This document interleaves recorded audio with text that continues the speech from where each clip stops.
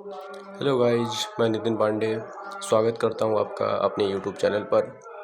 और ये जो वीडियो है, आज का जो सेशन है वो पॉलिटी के ऊपर है। हम लोग डिस्कस करेंगे कि पॉलिटी के लिए क्या बुक लिस्ट होनी चाहिए, या फिर बहुत सारे मतलब कि कमेंट ये आते हैं कि एनसीईआरटी जो पॉलिटी की है वो ज़रूरी नहीं है, मतलब उससे क्वेश्चन नहीं आते हैं, एम लक्ष्मीकांत से काम चल सकता है।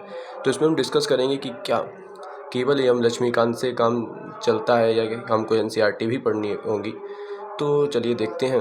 अगर आप हमारे इस यूट्यूब चैनल पर नए हैं तो चैनल को सब्सक्राइब कर दीजिएगा, और वीडियो अगर अच्छी लगती है वीडियो को लाइक कीजिएगा और अपने दोस्तों के साथ इसे शेयर करना ना भूलें। अगर आप पॉलिटी के लिए GS2 के लिए मेंस की स्ट्रेटजी जानना चाहते हैं, मेंस के लिए क्या सोर्सेज होने चाहिए, तो उसके लिए आप कमेंट करिएगा, तो मैं उस पर एक अलग से सेशन लूँगा। तो अभी ये वीडियो है प्रीलिम्स पर आधारित है, और इसमें आप लास्ट तक बने रहिएगा। लास्ट में आपको मैं PYQ एनालिसिस के साथ दिखाऊंगा कि क्वेश्चन जो है कहाँ से आ रहे हैं, एनसीईआरटी भी ज़रूरी है कि एम लक्ष्मीकांत ही ज़रूरी है, वो सारा चीज़ें हम देखेंगे लास्ट में PYQ एनालिसिस के साथ। चलिए शुरू करते हैं वीडियो को। तो ये देखिए, आप देख सकते हैं कि ये भारत का संविधान 11th क्लास की जो है एनसीईआरटी है, और इसमें मैं बताऊं तो काफ़ी ज़्यादा अच्छी एनसीईआरटी है। वैसे तो अगर क्वेश्चन का ना देखें तब भी इसे पढ़ना चाहिए, अगर क्वेश्चन ना आए तब भी पढ़ो, क्योंकि इसमें काफ़ी अंडरस्टैंडिंग अच्छी हो रही है। अगर आप शुरुआती स्टूडेंट हैं और एम लक्ष्मीकांत को पढ़ने से पहले इसमें आप देखिए कि इसमें संविधान के बारे में, मूल अधिकारों के बारे में, निर्वाचन के बारे में ये सब बताया गया है।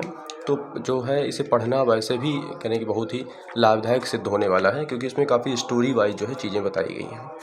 दूसरी जो एनसीईआरटी है राजनीतिक सिद्धांत पर है, ठीक है। इसमें भी समानता है और सामाजिक न्याय है, इन सब के बारे में यहाँ पर बताया गया है, आप देख सकते हैं।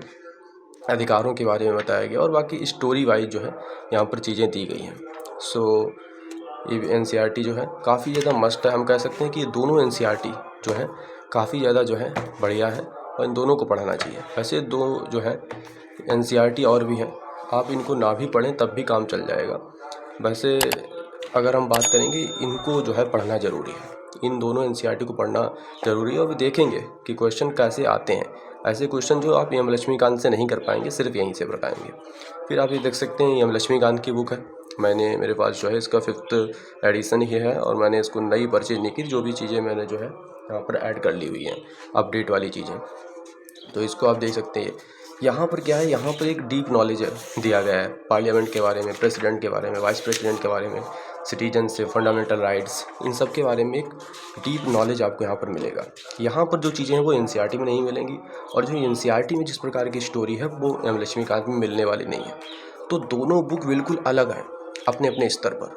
तो इन दोनों को, लेकिन एनसीईआरटी जो है आपका बेस बनाती है, एनसीईआरटी जो है आपका बेस बना रही है। तो एनसीईआरटी को तो पढ़ना ज़रूरी है, क्योंकि आपका जो है बेस बन जाएगा। और एम लक्ष्मीकांत को आप यहाँ पर पढ़िए।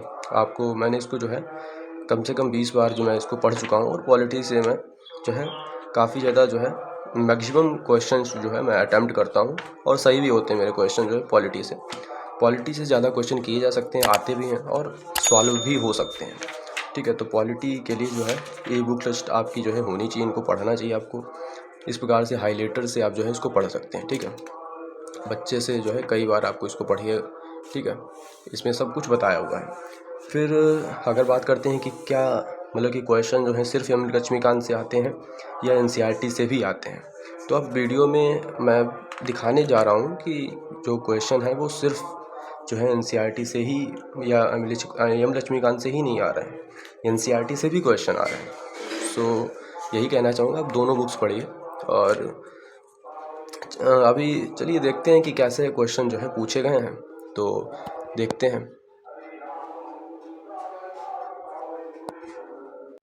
तो ये क्वेश्चन जो है 2023 का जो प्रीलिम्स का पेपर हुआ था उसमें पूछा गया था, जो कि काफ़ी कठिन पेपर माना गया था। उसी से मैं आपको क्वेश्चन करा रहा हूँ, और एक क्वेश्चन एनसीईआरटी से आया हुआ है, जो क्लास 11th की एनसीईआरटी ना उससे आया हुआ है। देखिए इसमें क्या कहा गया है कि निम्नलिखित में से कौन सा एक कथन जो है किसी देश के संविधान के मुख्य प्रयोजन को सर्वोत्तम रूप से प्रतिबिंबित करता है। नंबर 1 कि यह आवश्यक विधियों के निर्माण के उद्देश्य का निर्धारण करता है, यह राजनीतिक पदों और सरकार के सृजन को सुकर बनाता है। सी है, यह सरकार की शक्तियों को परिभाषित और सीमाबद्ध करता है। और डी है, यह सामाजिक न्याय, सामाजिक क्षमता और सामाजिक सुरक्षा को प्रतिबोध करता है। तो इस क्वेश्चन को आप एनसीईआरटी से कर सकते हैं। एनसीईआरटी का जो फर्स्ट चैप्टर है कि संविधान क्यों और कैसे बना है, उसमें इसको काफ़ी ज़्यादा डिस्कस किया गया है कि संविधान जो है क्यों है। ठीक है, तो इस अगर अभी दिखाएंगे कि वहीं से क्वेश्चन जो है, तो इसका अभी आंसर जो है सी होगा कि सरकार की शक्तियों को परिभाषित और सीमाबद्ध करता है। चलिए देखते हैं कि ये चैप्टर में आपको कहाँ पर मिलेगा। तो ये जो क्वेश्चन है इसमें पूछा गया कि संविधान का मुख्य प्रयोजन क्या है। तो इसमें जो संविधान क्यों और कैसे, ये जो चैप्टर है ना एनसीईआरटी का, यहाँ पर आप देख सकते हैं कि यहाँ पर बाकायदा बताया गया है कि संविधान जो है तालमेल बढ़ाता है, भरोसा दिलाता है। और यहाँ पर बताया गया संविधान का पहला काम क्या है कि बुनियादी नियमों का ऐसा समूह है उपलब्ध कराए जिससे समाज के सदस्यों में न्यूनतम समन्वय और विश्वास बना रहे। तो ऐसा तो कोई वहाँ पर करेगा, वहाँ पर ऑप्शन था नहीं। तो यहाँ पर संविधान बताता है कि निर्णय निर्माण की शक्ति किसके पास होगी और उसकी विशिष्टताएं क्या होंगी। तो आप यहाँ पर देख सकते हैं बताया गया है कि संविधान का दूसरा काम जो है यह स्पष्ट करना है कि समाज में निर्णय लेने की शक्ति किसके पास होगी, और संविधान यह भी तय करता है कि सरकार कैसे निर्मित होगी। तो संविधान ही बताता है कि निर्णय लेने की शक्ति किसके पास होगी, यानी सरकार की नियमों को बता रही है सरकार जो है कैसे होगी और सरकार की शासन में क्या सीमाएं होंगी। ठीक है, तो ये भी बता देता है कि सरकार जो है जैसे मूल अधिकार वगैरह हैं उनको जो है हनन नहीं कर सकती। तो यहाँ पर सरकार द्वारा अपने नागरिकों पर लागू किए जाने वाले कानूनों पर कुछ सीमाएं लगाए। ये सीमाएं इस रूप में मौलिक होती हैं कि सरकार कभी उसका जो है उल्लंघन नहीं कर सकती।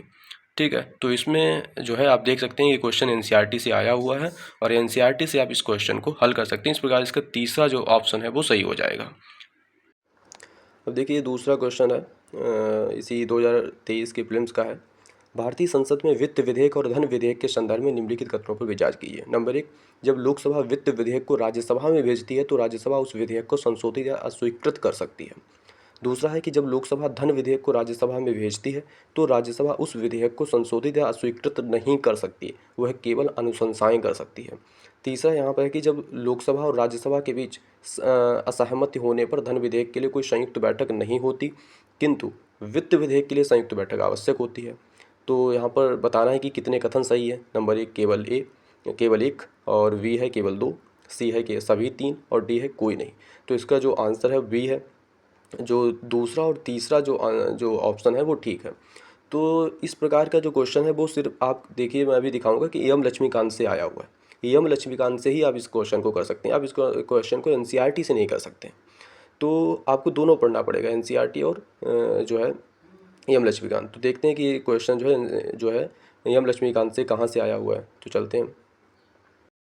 अब देखिए इस प्रकार के जो क्वेश्चन है विधेयक को लेकर, विल को लेकर, तो ये आप इन क्वेश्चन को तो आपको जो है एम लक्ष्मीकांत से ही कर पाएंगे।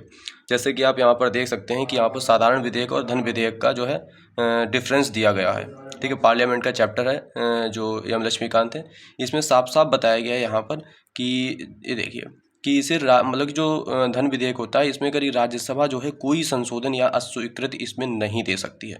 ठीक है, तो इस प्रकार से यहाँ पर हो जाता है कि कोई अस्वीकृति राज्यसभा दे ही नहीं सकती। उसके पास सिर्फ टाइम होता है कि यहाँ पर 14 दिन, मात्र 14 दिन के लिए वो उसे रोक सकती है। ठीक है, उसमें चर्चा करेगी और उस पर जो भी अनुशंसाएं कर सकती है, लेकिन उसको रोक नहीं सकती है। और इस पर कोई भी किसी प्रकार का हमने देखा इस पर जो है संयुक्त बैठक का कोई उपबंध नहीं होता है। ठीक है, तो इस प्रकार से आप देख सकते हैं कि यहाँ पर इस क्वेश्चन को आप यहाँ से कर सकते हैं।